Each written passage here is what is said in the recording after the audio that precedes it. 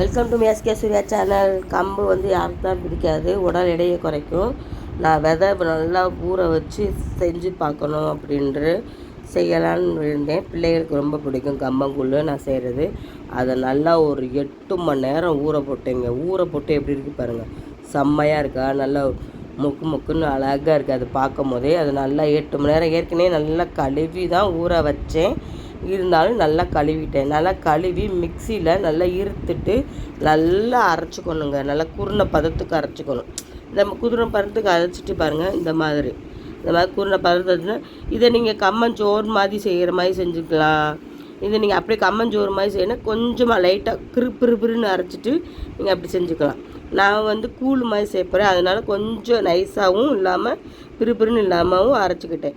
இதில் வந்து ஒரு செம்பு தண்ணி ஊற்றி கலக்கி நல்லா வச்சுட்டேன். எவ்வளவுக்கு எவ்வளோ ஈஸியாக செய்யணுமோ அவ்வளோ. கூழ்னா கம்மங்கூழ்னாலே பயப்படுவாங்க செய்கிறதுக்கு. நான் முதல் நாள் நைட்டே செஞ்சுட்டேன். நான் வந்து குக்கரில் தான் செய்ய போகிறேன். ஏன் குக்கரில் செய்ய போகிறேன்றதை ஈஸியாக சொல்லித்தரேன், அதுக்காண்டி தான் அவங்களுக்கு செய்கிறேன். நான் வந்து ஒரு செம்பு தண்ணி ஊற்றி இது லைட்டாக வந்து கிண்டிக்கிறேன். உப்பு போடாமல் தான் நான் செய்வேன். உப்பு போட்டால் ரொம்ப புளிப்புத்தன்மை வந்துடும். அதனால லைட்டாக சூடு வந்து இந்த மாதிரி லைட்டாக இந்த மாதிரி கெட்டிப்பதம் வந்தோடனே டக்குன்னு என்ன செஞ்சிடணும்னா குக்கரில் மாற்றிடணும். குக்கரில் ஒரு செம்பு தண்ணி மட்டும் விட்டுட்டு அந்த பானை அப்படியே வச்சிடணும். ஏன்னு கேட்டிங்கன்னா குக்கரில் டைரெக்டாக வைக்கலாம், விசில் வைக்கிறேன்ட்டு வீடே தெரிச்சிரும். அந்த கம்மங்கூழ் வந்து தெரித்து பாத்திரம் வந்து விளக்குறதுக்கு ரொம்ப சிரமமாக இருக்கும். அதனால நீங்கள் பானைக்குள்ளே வச்சிங்கன்னா கரைக்கிறதுக்கும் ஈஸியாக இருக்கும், டக்குன்னு பண்ணலாம். பானையும் வேஸ்ட் ஆகாது, குக்கரும் வேஸ்ட் ஆகாது, கரைக்கிறதுக்கு ஈஸியாகும். 1 பாட்டாகவே மாறிடும். ஈஸியாக 1 பாட் ரெசிபி மாதிரி குக்கரை பண்ணிடலாம், வெந்துடும்.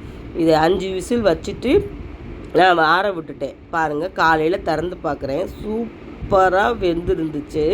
இங்கே பாருங்கள், லட்டு மாதிரி வந்துருந்துச்சு ரொம்ப. இது அப்படியே நம்ம கரைச்சி அழகாக தேவையான வெங்காயம், பச்சை மிளகா, கருவேப்பிலை, கொத்தமல்லி எல்லாம் போட்டு நம்ம பண்ணிக்கலாம்.